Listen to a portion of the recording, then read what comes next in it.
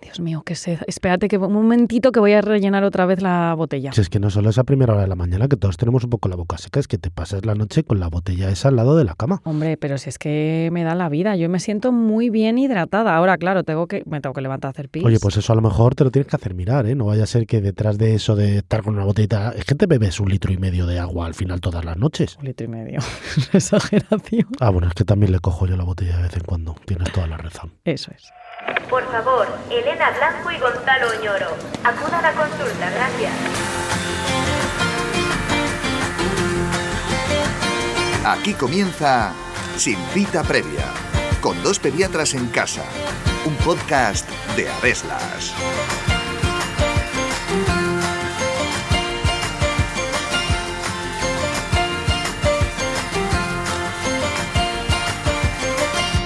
La sed es el mecanismo que nos indica cuándo debemos beber líquidos porque nuestro cuerpo lo necesita. Y aunque los niños sean pequeños, este mecanismo de control de su metabolismo funciona a la perfección. Cuando tienen sed, pedirán de beber, mientras que si no lo necesitan, dirán que no quieren. Pero ¿es normal que un niño no beba casi agua? ¿Cubrimos sus necesidades con la lactancia y los alimentos? ¿Y qué pasa si por el contrario bebe mucha más agua de lo normal? ¿Puede ser que tenga el azúcar alto? Está a punto de comenzar un nuevo episodio de Sin Cita Previa en el que os contamos todo lo que tenéis que saber sobre cómo funciona la sed en la infancia y cuándo sospechamos que un niño puede tener diabetes. Así que ajustaos bien los auriculares porque empezamos.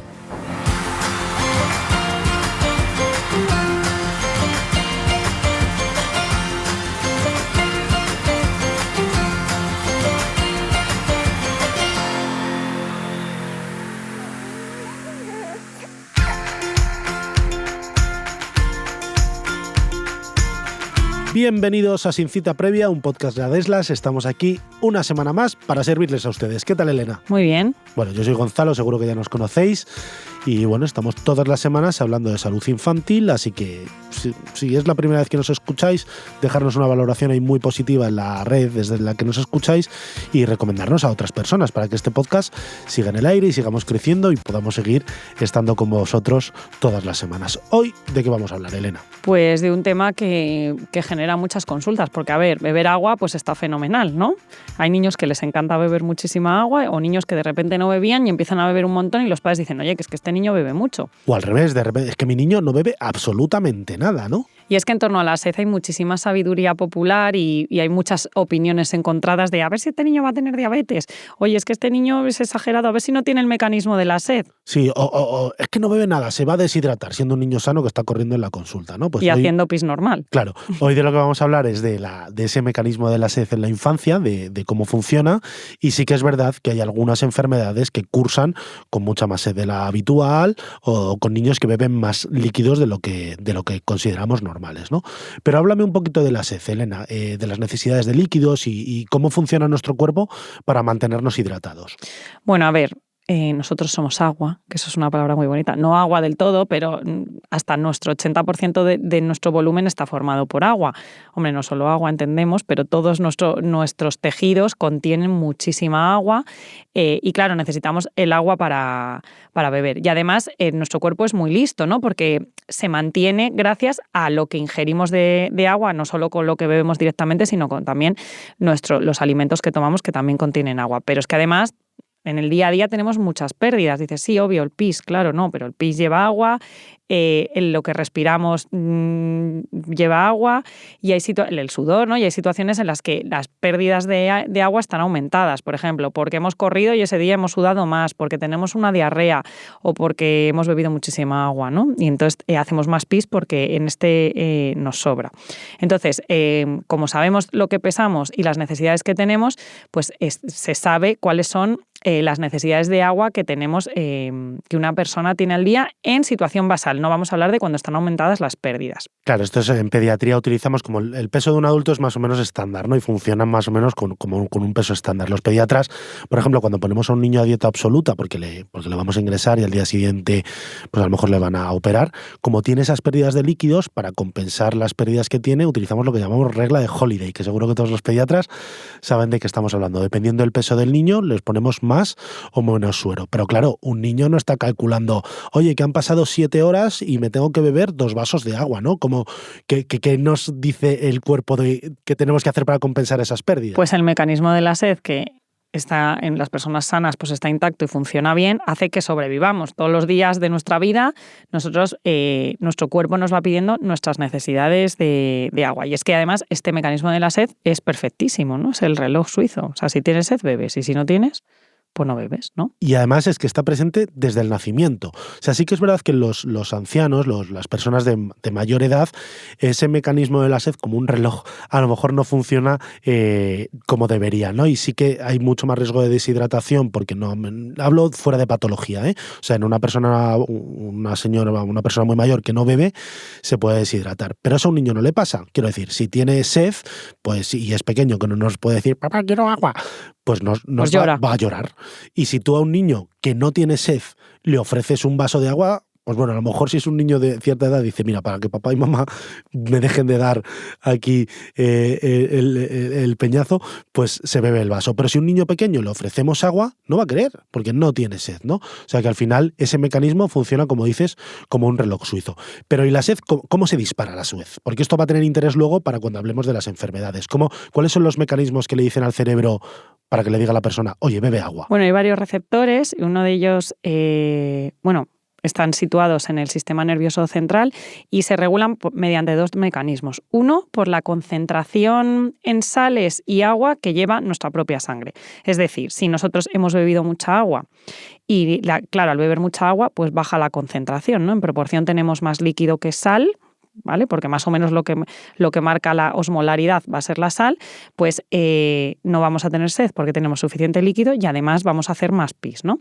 Y de forma contraria, si nos ha bajado el líquido y nos ha subido la concentración de la sangre, pues vamos a tener sed. Vale. Y a veces no solo que nos ha bajado el líquido. Ejemplo simplísimo, si te tomas, aunque no sea lo más saludable, una bolsa entera de patatas fritas, que es un producto que lleva mucha sal, hemos subido concentración. Claro, al rato tu cuerpo te va a decir, bébete un vasito de agua, ¿no? Que tengo mucha sal aquí en la sangre. Perfecto, la sal la manejamos. Hay otra cosa que también aumenta lo que dices, la osmolaridad, que estamos pensando solo en la sal, que es el azúcar. El azúcar al final también a concentraciones altas nos puede dar más sed.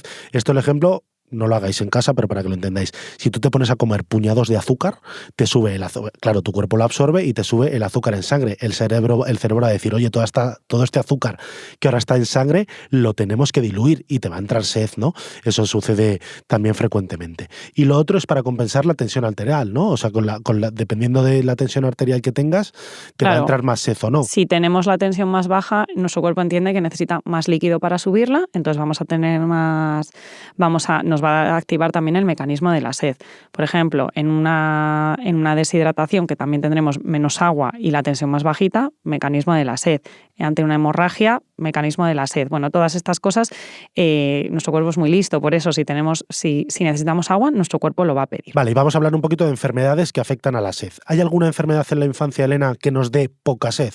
O sea, cuando un niño no quiere beber, ¿eso es síntoma de algún tipo de enfermedad? No, sobre todo si está bien hidratado y no le pasa nada más. Será que tiene las necesidades hídricas cubiertas. Vale, y bueno, pues eso es, así que quedaros tranquilos, porque normalmente, claro, muchos padres dicen, no, es que mi hijo no bebe absolutamente nada de agua. Y ya estamos hablando de un niño pues que ya ha empezado la alimentación complementaria y que a lo mejor toma el pecho o el biberón. Pues es que esos niños seguramente con la cantidad de leche que toman, ya sea del pecho de la madre o con los biberones que se le ofrecen y los líquidos que van propios en los alimentos, pues están cubiertas sus necesidades. No hace falta que beban 2 litros de agua al día. O sea que si vuestro hijo bebe poca agua y está haciendo bien diuresis, está haciendo bien micción, tiene las mucosas húmedas. Y hace bien caca, ¿no? Que también es un reflejo de lo buen estado de hidratación, no hay que forzar. Pero sí que decimos que como un niño de esta edad, 6, 8, 10 meses, no habla, pues sí que es conveniente que sobre todo en aquellas comidas en las que no les estemos dando leche, pues porque ya ha bajado el volumen de leche que toman algunas comidas, pues ofrecerles agua de forma frecuente porque si quieren la van a tomar. Vale, hemos dicho que no hay ninguna enfermedad que nos dé poca sed. Vale, pero hay que tener ojo yo se lo digo a los padres, el problema que tenemos en las gastroenteritis, ¿no? Ahí sí que hay un aumento de pérdidas de líquidos y a lo mejor el niño es pequeño y no nos pide de beber. O sea, si tienes a un niño de 3, 4, 5 años que está haciendo muchas veces deposición, que está perdiendo líquidos, te va a decir papá agua, o sea, te lo va a pedir. Pero a lo mejor si tienes 6 o 7 meses, no te puede pedir agua porque todavía no ha aprendido a hablar. Entonces aquí lo que hay que hacer es ofrecer sin forzar. Y si el niño tiene sed, pues va a beber, ¿no? Para que tengáis eso en cuenta. Es muy típico Los niños que están deshidratados les ofreces el suero oral de la rehidratación, el suero hiposódico, que no tiene muy buen sabor y que la mayoría de los niños cuando están bien hidratados lo rechazan, como se lo toman que da gusto. Más. O sea que hay que siempre ofrecer, sobre todo cuando tenemos sospecha de aumento de pérdidas. La gastroenteritis, la diarrea, pues es el típico caso.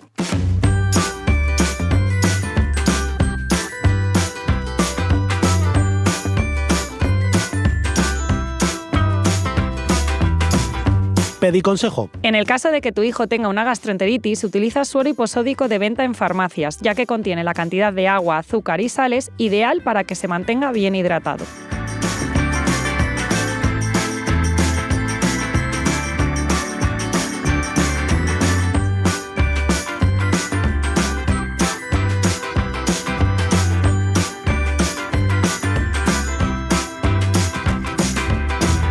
Ya estamos de vuelta.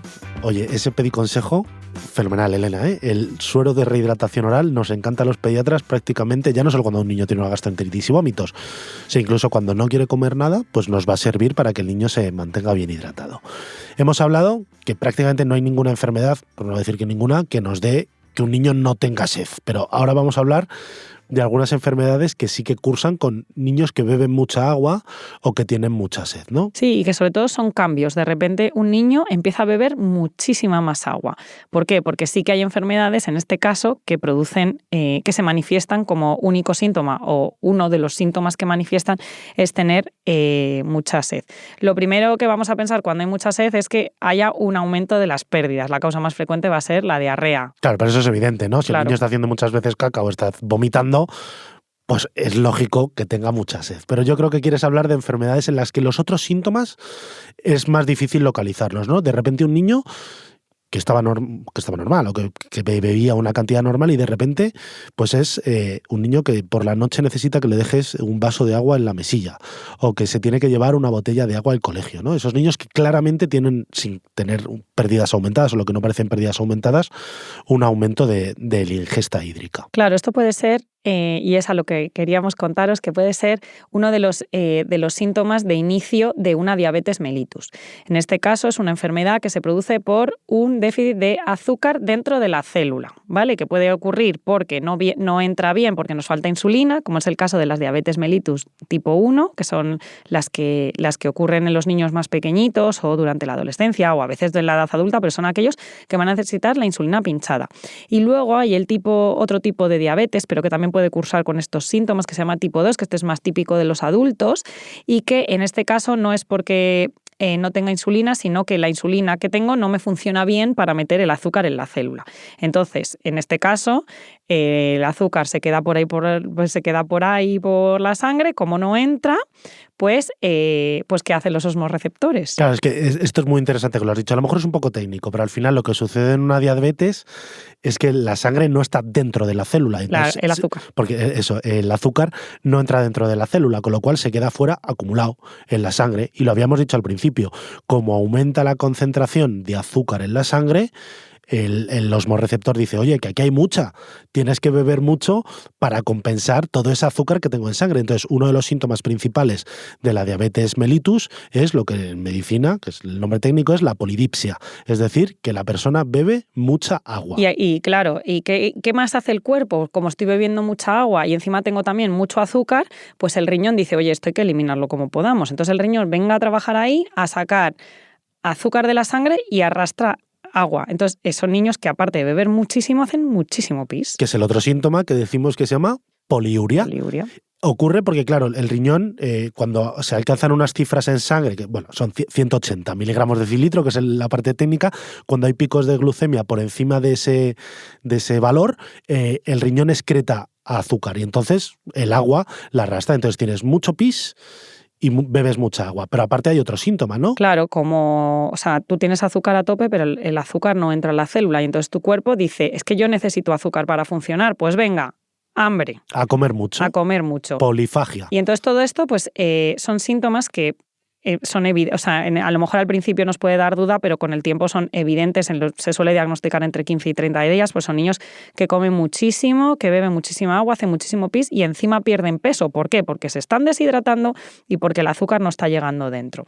Entonces, esto que tiene contado así tiene muchísima lógica, ocurre porque falta insulina y estos niños hay que diagnosticarlos, que son fáciles, miramos el azúcar en sangre y tienen 300, 400, 500, normalmente están un poquito deshidratados, han perdido peso, algunos están ya un poquito decaídos, vomitando, y esto es importante, pues ir al pediatra, contarlo, diagnosticarlo y iniciar el tratamiento con insulina, que es lo que necesita ese cuerpo para volver a su función inicial. Claro, porque además el diagnóstico es sencillísimo. Bueno, a lo mejor luego vas al hospital, hay que hacer un analítico más grande, pero en atención primaria es muy fácil hacerlo. O sea, es un pinchacito en el dedo para medir el azúcar. Y yo creo que todos los pediatras no te vas a quedar con la duda de si un niño que te está consultando porque está haciendo... Normalmente es al revés, es que está haciendo más pis de lo habitual, ¿no? Tiene esa poliuria. Oye, que a lo mejor luego es una infección de orina. Pero el pediatra dice, es que no me cuesta nada medir el azúcar en sangre, porque a lo mejor dice, es que lleva haciendo más pis 15 o 20 días, pero a lo mejor no te cuenta que ha perdido peso, no te cuenta que está comiendo más. Pero si tú le haces una glucemia capilar y la tiene normal, tienes 80, es que descartas con toda probabilidad que el niño tenga una diabetes, que a veces nos acaban en la consulta porque dicen los padres, no, es que me ha dicho la abuela que conoció a alguien que empezó así, que a ver si va a ser algo del azúcar. Pues la forma de poder diagnosticarlo y poder decirles que no, que se queden tranquilos, que a lo mejor es que está bebiendo mucho agua porque solo quiere, es hacer una glucemia capilar, y eso no nos cuesta nada. Esa era la diabetes insípida, ¿no? La diabetes mellitus, Elena, que es en la que falta insulina para meter el azúcar dentro de las células. Pero hay otra enfermedad que es más rara, que también cursa con niños que beben más agua de lo normal, ¿no? Y esta es la diabetes insípida, que no tiene absolutamente nada que ver con el azúcar, pero que seguro que alguno de nuestros oyentes conocen. ¿Qué consiste esta enfermedad? Bueno, pues esto es otro mecanismo por el que ocurre. En este caso, lo que nos pasa es que hay un déficit de ADH o de hormona antidiurética. Y entonces produce mucho pis, ¿vale? Claro, porque la hormona antidiurética, las personas normales producimos hormona antidiurética que actúa en el riñón para que, dependiendo de la concentración de sal que tengamos en el cuerpo, nuestro riñón reabsorba agua y no tenga pérdidas infinitas por orina, ¿no? Pero claro, aquí falta la hormona, ¿no, Elena? Y entonces, ¿qué es lo que ocurre? Bueno, pues entonces este mecanismo de que el cerebro avisa al riñón de lo que tiene que hacer, pues no funciona bien. Y entonces perdemos por el riñón muchísima agua. O sea que tenemos una cantidad de orina muy grande, pero sobre todo de agua, porque el sodio se está quedando en la sangre. Entonces, en la sangre tenemos un aumento muy alta, ¿no? Claro, un aumento de la concentración de sal. Entonces, eso nos da muchísima sed. Claro, le estamos diciendo, oye, dame más agua. Entonces, cuanto más agua le doy, la hormona antidiurética, como no funciona, más agua sale. Claro. Entonces, son niños que al final lo que tienen son poliuria, igual que la diabetes mellitus, ¿no? Que al final diabetes es lo que significa hacer mucho pis. Y tienen mucha sed también para diluirse, para que esa sangre que está concentrada, esos iones, esas sales que están concentradas en sangre, se compensen.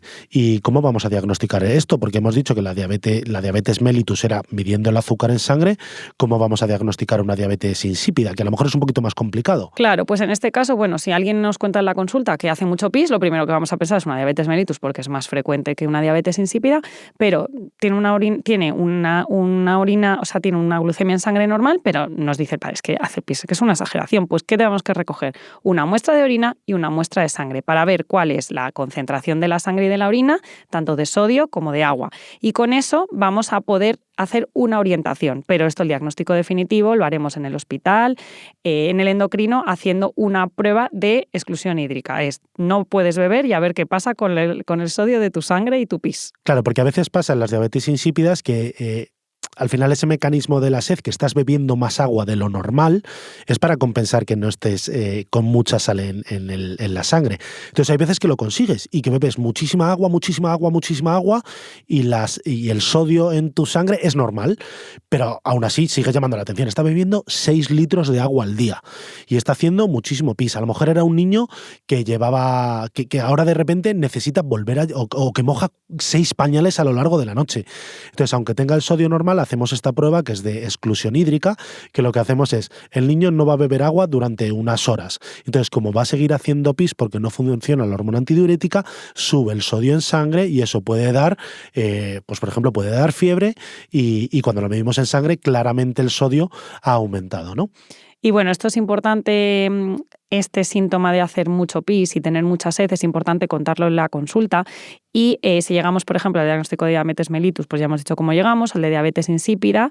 Normalmente el diagnóstico se hace en la consulta especializada, pero bueno, sabemos que las causas son varias, pero una de ellas pueden ser tumores de origen en el sistema nervioso central, por lo que es importante contar estos síntomas, hacer un buen estudio y en muchas ocasiones, junto a este estudio, también se pedirá una resonancia magnética del cerebro. Eso es. Y ya por último, una cosa que no es una enfermedad, pero que también cursa con mucha sed, que es lo que llamamos una potomanía. O sea, un niño que bebe mucha agua porque sí, ¿no? Porque le gusta mucho. O sea, bebo mucha agua, como bebo mucha agua y me funciona muy bien los receptores del cerebro y me funciona muy bien el riñón, pues hago pis. Pero este pis, en este caso, va a ser un pis que es acorde y equilibrado tanto en agua como en sodio. Entonces, muchas veces el diagnóstico diferencial lo vamos a tener que hacer con la diabetes insípida igual, o sea, hacemos una restricción hídrica y cuando no te pasa nada, pues ¿qué pasa? Pues que el sodio se te queda igual y dejas de hacer pis, ¿no? Entonces, bueno, es importante contar estos síntomas, ver exactamente qué está pasando, las cosas que necesitan un diagnóstico rápido, pues no demorarlas en hacer y lo demás, pues normalmente a consulta especializada en endocrino, que es donde estudian estas alteraciones de la sed y del volumen del pis en los niños. Sí que es verdad que los niños que tienen una potomanía, o sea, que beben más agua de lo que sería normal, no suelen levantarse por la noche a beber agua, porque una vez que te duermes ya no están como con esa necesidad de querer beber agua. Y eso es uno de los síntomas que nos puede orientar si es a una cosa o a otra. Pero bueno, Elena, yo creo que lo vamos a dejar aquí, que el episodio de hoy ha sido un episodio un poquito complejo, ¿no? Que hemos hablado de muchas enfermedades y de fisiología, pero mira, me quedo contento con que los padres se hayan quedado con eso de que si los niños tienen mucha sed, beberán y no se deshidratarán. Y que no siempre que beben mucha agua es que tienen una diabetes mellitus, porque lo más habitual es que simplemente les guste beber agua y no les pase nada. Pues venga, vamos con el resumen del episodio de hoy. La sed es el mecanismo del que dispone nuestro cuerpo por el que nos indica que debemos beber cuando lo necesitamos. Este mecanismo está perfectamente desarrollado desde el nacimiento, por lo que si un niño, por pequeño que sea, tiene sed, nos lo hará saber. Y del mismo modo, si no tiene sed, lo normal es que nos rechace los líquidos que le ofrezcamos. Existen algunas enfermedades que tienen entre sus síntomas la sed excesiva, como la diabetes mellitus. Pero además de la sed, esta va acompañada de otros síntomas como orinar en exceso o tener mucha hambre. La única forma de saber si un niño tiene diabetes es midiendo el azúcar en sangre.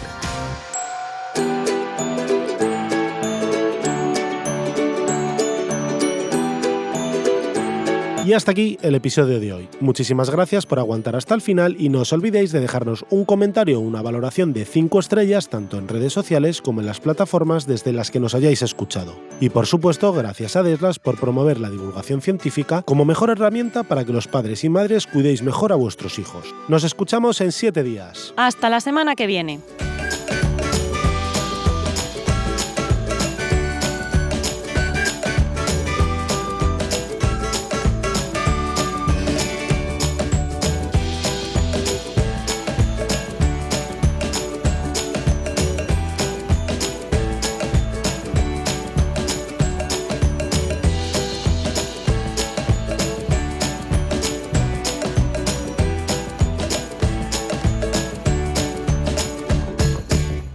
Con el puño cerrado no se puede intercambiar un apretón de manos. Indira Gandhi, Dixit.